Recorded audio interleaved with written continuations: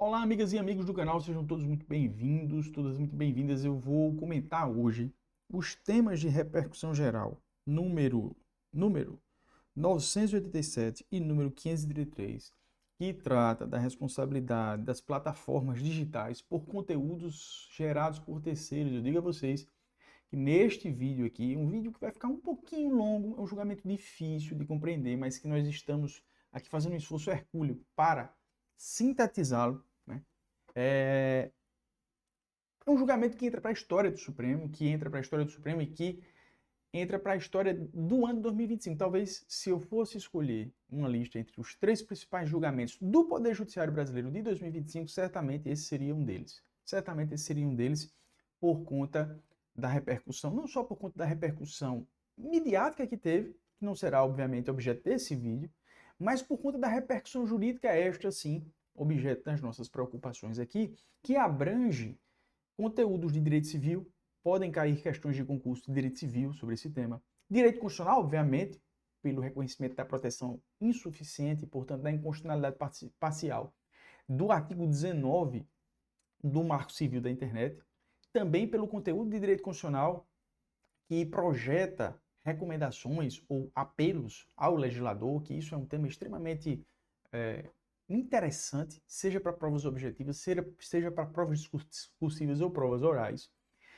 Pode ser cobrado conhecimentos de direito civil, direito constitucional, já falei, direito empresarial, porque se cria aqui a obrigação de as empresas manterem representantes legais no Brasil, isso pode ser um objeto de uma questão de direito empresarial. Enfim, é um tema extremamente rico, né? Até de direito do consumidor, porque tem aqui uma remissão ao CDC, né?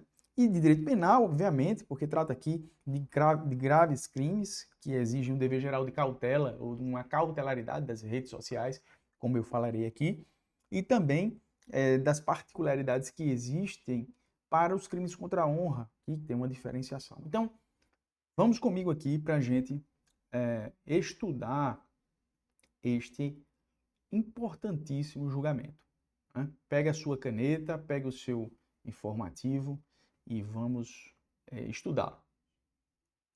Estamos aqui no recurso extraordinário 1.337.396 e são dois temas de repercussão geral com dois casos concretos atrelados a ele. O tema de repercussão geral 987 e o tema de repercussão geral 533 do Supremo Tribunal Federal.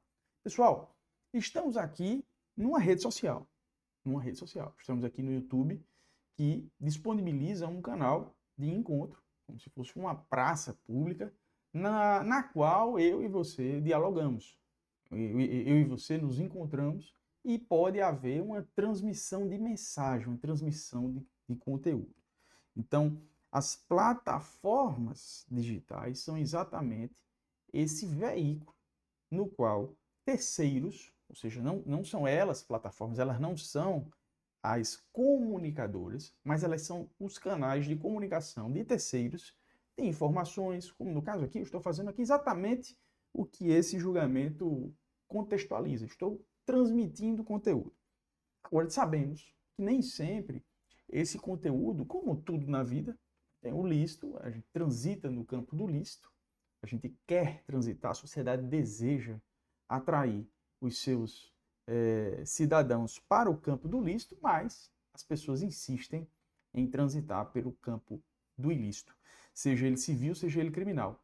E este julgamento se direciona a regular esse tipo de qualidade, digamos assim, ou tipo de comunicação, para evitar que elas tendam ao território ilícito e mantenham-se dentro da comunicação lícita, da comunicação desejada em uma sociedade regrada pelo direito, né? Isso aqui é o contexto.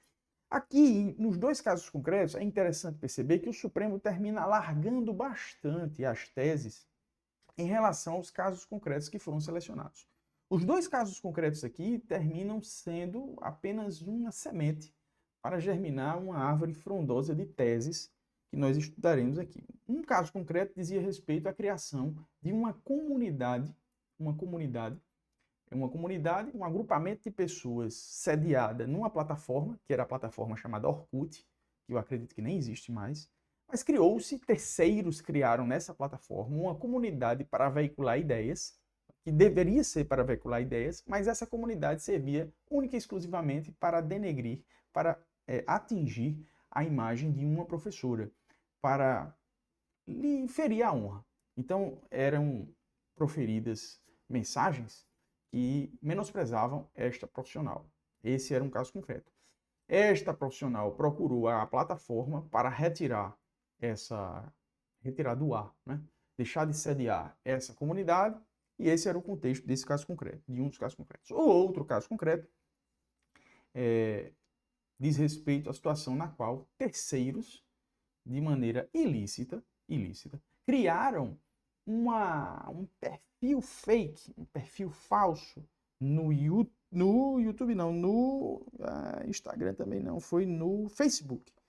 No Facebook, de uma pessoa que nunca teve rede social. Pegaram um cidadão lá, suponhamos assim, um agricultor que mal compreende o manuseio destes veículos de transmissão de pensamento e de informações, e simplesmente criaram lá uma rede social deles, pegaram uma fotografia deles em algum lugar, em algum documento, e criaram lá fulano de tal, e estavam usando, obviamente, esse perfil falso, essa identidade falsa, para fins ilícitos. E ele solicitou à comunidade, o provedor, né, a plataforma, melhor dizendo, a remoção deste perfil que foi criado, e esse era o contexto do caso concreto. Então, uma comunidade criada no Orkut e um perfil falso, uma comunidade criada no Orkut que veiculava informação indesejada para uma pessoa, terceiros veiculando informações indesejadas para uma pessoa por meio de uma plataforma digital, e no outro caso, a criação de um perfil inteiramente falso numa outra plataforma digital. E esses casos giravam em torno, eu vou abrir aqui para vocês, da Lei 12.965 de 2014, cuja ementa diz o seguinte: estabelece princípios, garantias, direitos e deveres para o uso da internet no Brasil. Essa lei é considerada como o marco civil da internet. E especificamente no tema da responsabilidade de terceiros, esta lei, dentre outras questões que ela regula, ela dispõe o seguinte: ela tem uma seção que trata, está aqui na tela para vocês, do lado direito do informativo, né? Eu vou até aumentar para a gente dar uma olhada. Ela tem uma seção que diz da responsabilidade por danos decorrentes de conteúdo gerado por terceiros. E o artigo principal que dizia respeito a os temas de repercussão geral era o artigo 19, cuja leitura é a seguinte, vamos vê-lo aqui, tá? Com o intuito de assegurar a liberdade de expressão e impedir a censura, o provedor de aplicações de internet, no caso concreto lá era o Orkut e o Facebook, somente poderá ser responsabilizado civilmente por danos decorrentes de conteúdos gerados por terceiros nos casos concretos, os criadores da comunidade que feriram a imagem da professora, e os terceiros, no caso concreto, que criaram um perfil falso de alguém que nunca teve a iniciativa de criar aquele perfil, né? Então, o Orkut e o Facebook somente poderão ser responsabilizados civilmente por danos decorrentes de conteúdo gerados por terceiros se, após ordem judicial específica, não tomar as providências para, no âmbito e nos limites técnicos do seu serviço e dentro do prazo assinalado, tornar disponível o conteúdo apontado como infringente, ressalvadas as disposições legais em contrários. Então veja só, seria necessário que a professora lá e o cidadão que nunca teve a rede social acionassem o judiciário. O judiciário desse uma ordem específica para a remoção daquele conteúdo. E, diante dessa ordem específica, respeitados os limites técnicos e o prazo assinalado, não fosse removido o conteúdo. Então vejam que haveria a necessidade de o atendimento de um procadere, de um procedimento um pouco mais, digamos assim, travado, burocrático, para se chegar à conclusão pela responsabilidade civil das plataformas digitais. Ou seja, não basta para a lei que você, incomodado com um conteúdo gerado por terceiro que atinja sua honra, simplesmente faça uma solicitação formal em seu nome extrajudicial para a plataforma remover aquele conteúdo. Para a lei não basta isso. Você tem que ir ao judiciário, pedir uma ordem judicial específica. E mesmo proferida a ordem judicial específica, você ainda não tem direito civil à indenização. É preciso que, diante da ordem judicial específica e respeitados os limites técnicos, que aqui é uma questão extremamente abstrata, né? A plataforma não retire. O que se levou ao Poder Judiciário? Olha, aqui, essa lei, ela protege de maneira insuficiente as pessoas que são lesadas nas redes sociais por conteúdos gerados por terceiros. Porque não é todo mundo que tem condição de ir ao judiciário, obter uma ordem específica e é preciso que as plataformas digitais tenham mecanismos mais rápidos de remoção de conteúdo que atinjam a honra de terceiros, como no caso da professora, ou que criem perfis claramente falsos. Então, a intenção foi, digamos assim, de certo modo, e aqui usando uma linguagem muito próxima da realidade, encurtar o caminho para a responsabilização civil destas plataformas diante de fatos como esse. Essa é a ideia. E desde já lhes digo que este artigo foi considerado como um protetor insuficiente. O Supremo olhou para esse dispositivo nesses temas de repercussão geral 987 e 533 e disse, olha, este artigo 19 ele não protege suficientemente os bens que podem ser atingidos e que frequentemente são nas plataformas digitais por conteúdos gerados de terceiro. As plataformas precisam ser mais céleres e terem um espectro de responsabilidade maior em relação a esse tipo de conteúdo. Isso foi o que o Supremo decidiu e disse que essa proteção legal era insuficiente e conclamou o legislador a fazer uma alteração, uma revisão legislativa, enquanto isso fixou teses para regular e proteger melhor o direito de terceiros que são atingidos por outros dentro das plataformas digitais. Mas o artigo é esse. Né? O artigo é esse. Há um outro dispositivo, que é o dispositivo do artigo 21, que eu vou ler também porque ele é importante. Ele diz o seguinte, o provedor de aplicações de internet que disponibilize conteúdo gerado por terceiros será responsabilizado subsidiariamente pela violação da intimidade decorrente da divulgação, sem autorização de seus participantes, de imagens, de vídeos ou de outros materiais contendo cenas de nudez e de atos sexuais de caráter privado, quando, após o recebimento de notificação pelo participante ou seu representante legal, deixar de promover de forma diligente, no âmbito dos limites técnicos do seu serviço, a indisponibilização desse conteúdo. Comparem o 21 com o 19. O 21, ele encurta o caminho. Ele não exige ordem judicial específica, mas ele se limita aos casos de nudez e atos sexuais privados. O caso clássico, né? Você deixou seu celular, isso aconteceu inclusive, foi noticiado na imprensa, noticiado na mídia, bastante noticiado, você deixou o seu celular para consertar. E você, na sua intimidade, tem uma filmagem aqui com sua esposa, com sua namorada, com quem quer que seja, de uma cena sexual privada. Você deixou o celular para consertar. Alguém, criminalmente, tomou essas imagens e colocou numa plataforma digital. Nesse contexto específico, veja aqui, nudez ou atos sexuais de caráter privado, que não era também nenhum dos dois casos concretos dos temas aqui. Mas a lei, nesse caso aqui, ela protegeu aqui essa situação específica de uma maneira mais célere. Ela bastava que a pessoa requeresse, sem precisar de ordem judicial. A lei teve um cuidado maior, deu uma proteção maior a esse cenário específico. Mas o Supremo vai dizer, olha, não só cenas de nudez e atos sexuais de caráter privado. Manifestações de terceiros em plataformas digitais que atinjam a honra de uma maneira mais ampla, não só do ponto de vista sexual, também devem ter um caminho encurtado, também devem ter mecanismos de acesso para a remoção de conteúdo mais céleres. As plataformas precisam dispor, não só nos casos de nudez. A lei foi bem aqui, digamos assim, mas não foi tão bem no 19. Percebe? Então a gente vai ver isso pelo Supremo. De antemão, eu vou começar a ler aqui algumas coisas. E eu quero dizer a vocês que esse julgamento é um julgamento E com isso, eu não estou desencorajando ninguém, não, pelo amor de Deus. Eu vou fazer o resumo dele aqui, mas ele é um julgamento difícil. Eu estudo informativos há quase 2 décadas, né?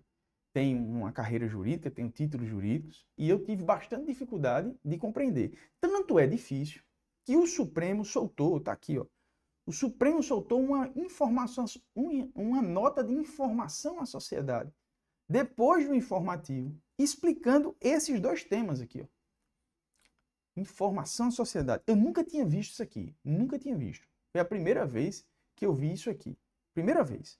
Se isso foi feito em outra ocasião, louvável, mas eu nunca vi, tá? Nunca vi. Então, eu peço a você sua atenção, eu não vou me ater muito ao texto informativo, eu vou fazer o meu próprio resumo aqui para vocês, mas vamos lá, né? Vamos lá aqui para compreender ponto por ponto, certo? Tese por tese. Deixa eu pegar a canetinha aqui, vamos lá.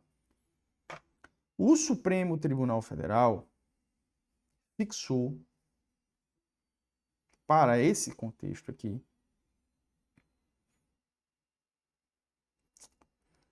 as seguintes teses. As teses estão no informativo aqui do lado esquerdo, né? Mas vamos ler aqui o resumo primeiro, né? Vamos lá. É parcialmente inconstitucional por não assegurar proteção suficiente aos usuários, seus direitos fundamentais e à democracia, em especial devido à evolução do modelo de utilização da internet, com massiva utilização de redes sociais e plataformas digitais, o artigo 19 da lei, esse artigo que a gente acabou de ler. Ele é insuficiente, e por ser insuficiente na proteção desses valores, não é?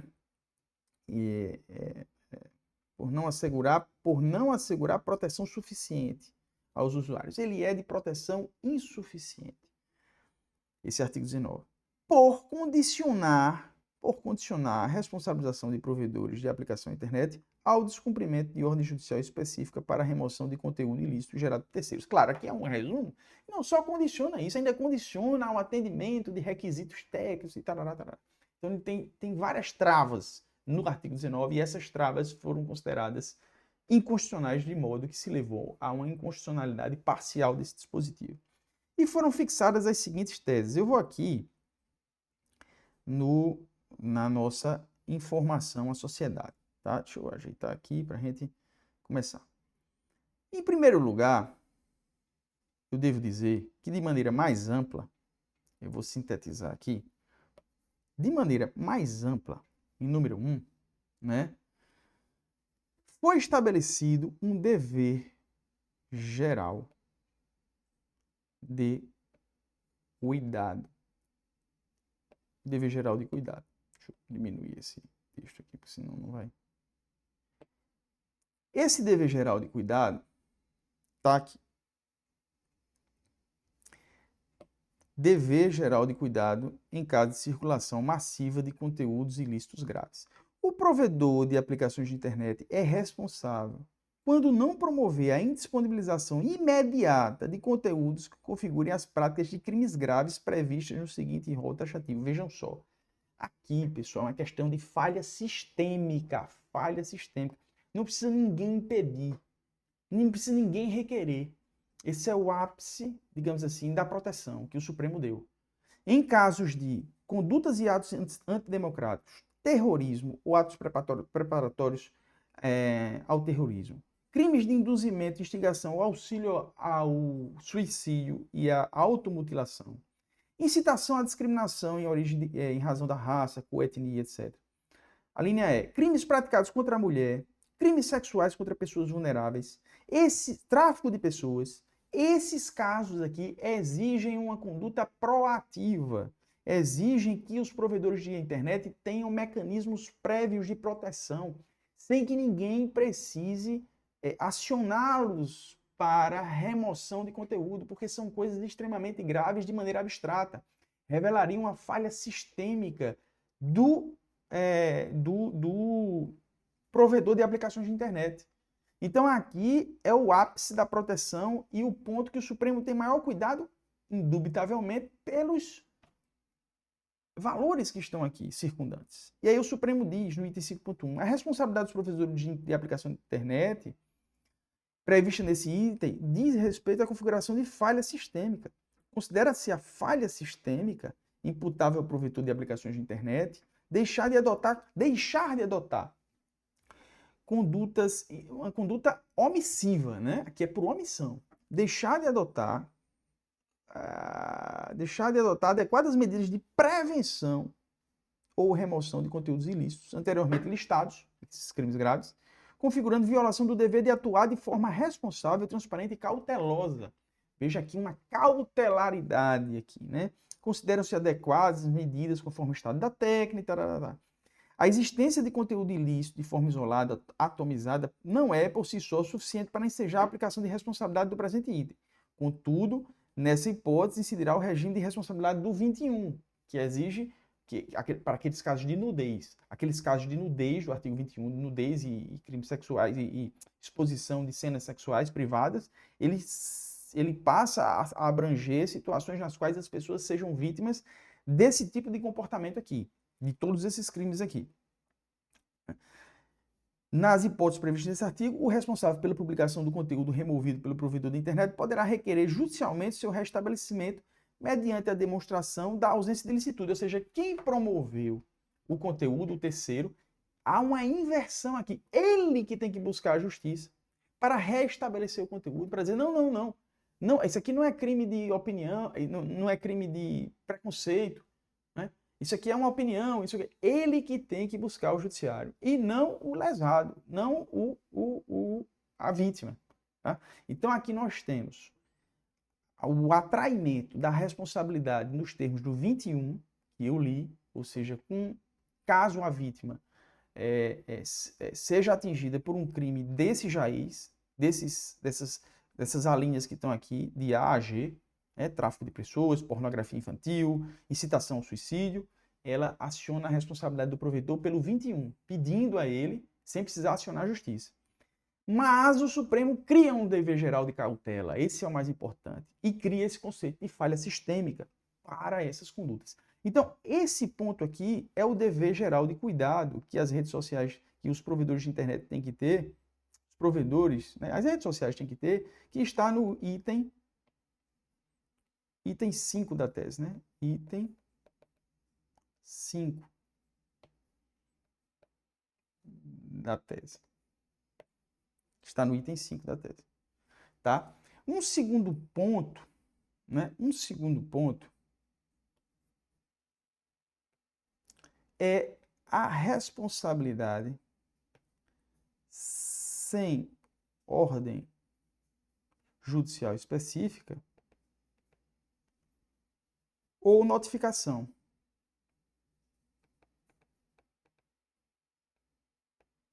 Vejamos o item 4 da tese. Fica presunção de responsabilidade. Presunção de responsabilidade. É o segundo ponto, né? Que aqui seria responsabilidade presumida. Item 4 da tese.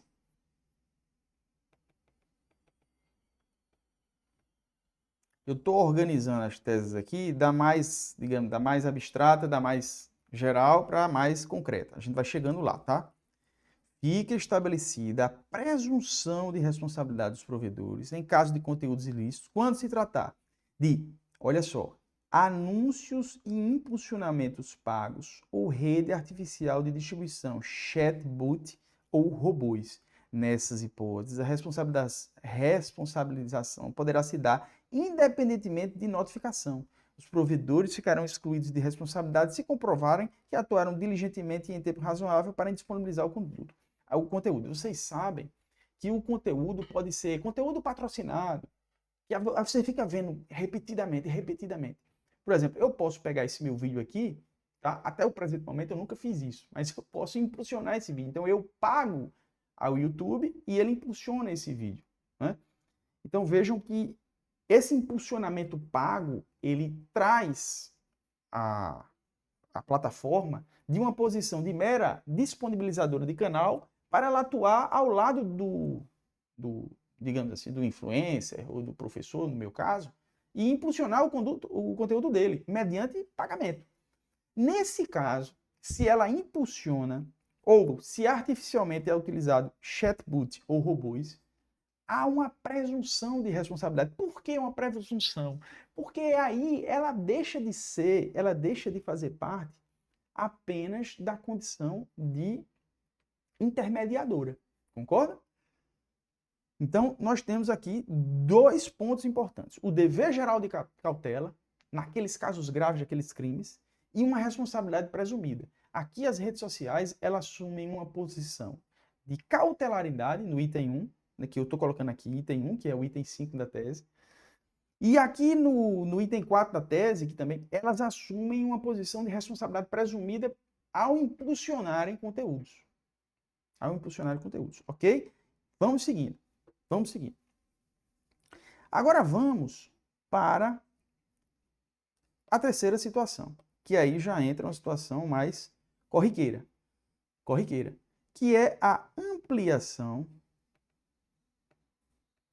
do artigo 21 do Marco Civil da Internet, considerada a inconstitucionalidade do artigo 19. Né? Se o artigo 19 foi considerado inconstitucional, tomou-se o artigo 21.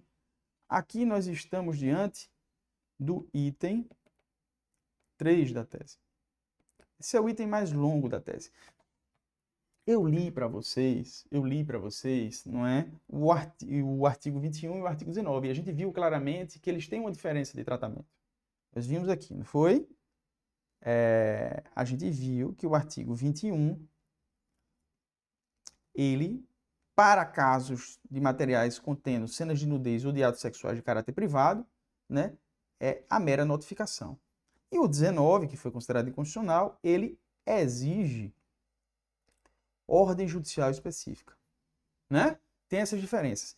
O que foi que o Supremo fez? Ao considerar o 19 insuficiente, ele foi lá e lançou mão do 21. Ele diz o seguinte: o provedor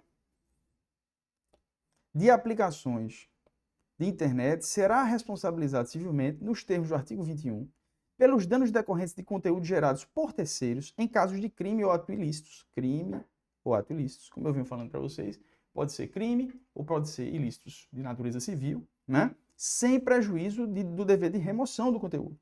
Aplica-se a mesma regra nos casos de condutas denunciadas como inautênticas. Nas hipóteses de crime contra a honra, aplica-se o 19, sem prejuízo da possibilidade de remoção por notificação extrajudicial. Então, pode remover por notificação extrajudicial.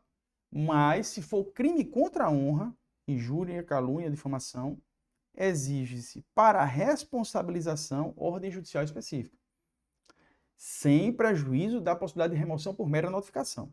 Se não for crime contra a honra, crimes de maneira geral e atos ilícitos, a responsabilização é nos termos do 21, que exige mera notificação. Todavia, em se tratando de sucessivas replicações do fato ofensivo, já reconhecido por decisão judicial, todos os provedores de rede social deverão remover as publicações com idênticos conteúdos, independentemente de novas decisões judiciais a partir da notificação judicial ou extrajudicial. Então, se houve um crime contra a honra, o cidadão foi lá, buscou a remoção daquele conteúdo por notificação extrajudicial e buscou a responsabilização da plataforma por decisão judicial. Novas veiculações daquele mesmo fato definido como crime contra a honra, eles precisam ser removidos automaticamente, digamos assim, né? Independentemente de novas decisões judiciais, né? A partir de notificação extrajudicial, judicial ou extrajudicial, pelas redes sociais, pelos provedores de redes sociais. Então aqui a gente tem que há uma ampliação do artigo 21 para ele não abranger só casos de nudez ou de cenas sexuais privadas e, né, os crimes contra a honra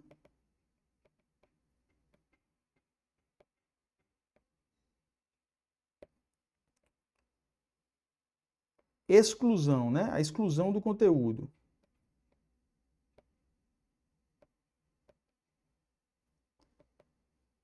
Notificação extrajudicial, né? Extrajudicial. Responsabilidade civil. Artigo 19, ok? Na hipótese de crimes contra a honra, aplica-se o artigo 19, que exige ordem judicial específica, sem prejuízo da possibilidade de remoção da notificação extrajudicial. Isso aqui está no item 3.1 da tese. 3.1 da tese.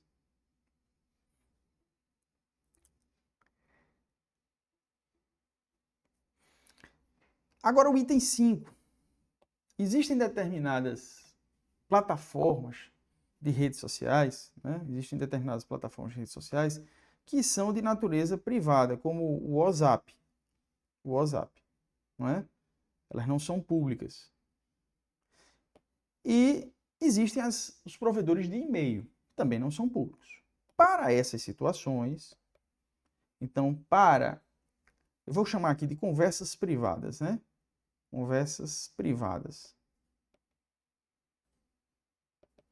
Vai valer o artigo 19, ou seja, exige para a sua remoção e para a sua responsabilização, exige ordem judicial específica. Isso está na tese aqui também, tá?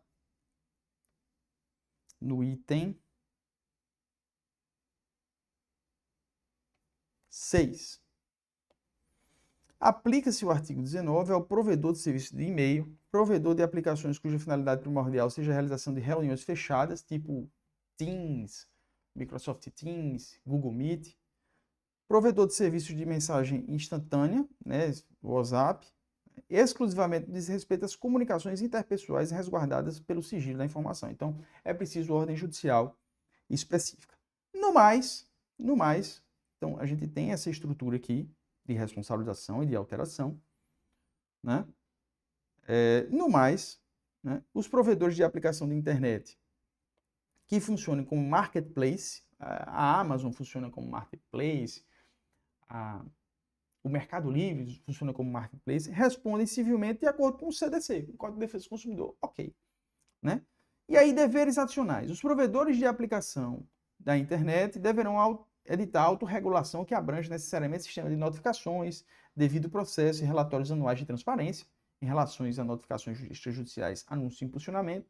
Deverão igualmente disponibilizar aos usuários e não usuários canais específicos de atendimento, né? Tais regras deverão ser publicadas, ok. E o item 11 é um item que gerou muita controvérsia, né? Segundo a qual os provedores devem constituir e manter sede e representante no país. E aqui tem as regras que eles devem observar para isso. Isso é uma norma quase que de direito empresarial, né?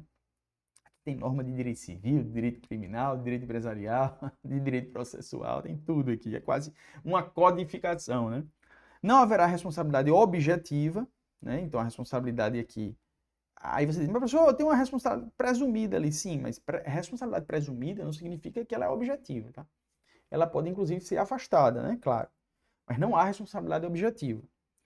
Apela-se ao Congresso Nacional que seja elaborada a legislação capaz de sanar as deficiências do artigo 19, né? E para prevenir a segurança jurídica foi modulado os efeitos, inclusive em virtude dessa modulação, o Facebook não foi condenado civilmente a indenizar a professora, em um dos casos concretos, porque foi antes da regulação normativa disso aqui, tá? Aqui no começo, que eu terminei não lendo, aqui apenas algumas questões aqui no item 1 e no item 2 que dizem respeito a os assuntos que eu falei na introdução, que o Supremo considerou esse artigo como de proteção insuficiente, né?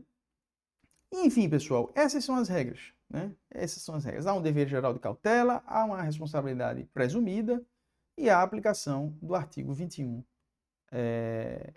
ampliando, deixando de ser só para aqueles casos que ele enuncia, para outros casos também, né? Exceto os crimes contra a honra, que aí tem uma subdivisão aqui, a exclusão pode ser extrajudicial, mas a responsabilidade civil continua sendo regulada pelo 19, e os aplicativos fechados seguem sendo pelo 19, ou seja, exigindo ordem judicial, tá bom? Julgamento complexo, né? Julgamento complexo, histórico, né? Esse aqui, noticiado no nosso informativo, tá? Esse aqui foi o nosso comentário sobre os temas de repercussão geral. Quais foram aqui? 987 e 533. E comentários técnicos, né, que servem exatamente para que você responda a questões, especialmente de direito civil, ou questões em concursos que tenham este item, o Marco Civil da Internet, e questões de direito constitucional também, que foi considerada uma inconstitucionalidade aqui, questões relativas, pode cair em direito penal, pode cair esses julgamentos aqui, podem cair em direito penal, em direito civil, em direito constitucional, okay? Até em direito empresarial, né, por conta das regras aqui empresariais, em direito processual. E eu vejo vocês aqui em outros vídeos aqui do canal, em outros comentários de temas relativos à jurisprudência. Um grande abraço a todas e a todos, fiquem todos com Deus e bons estudos!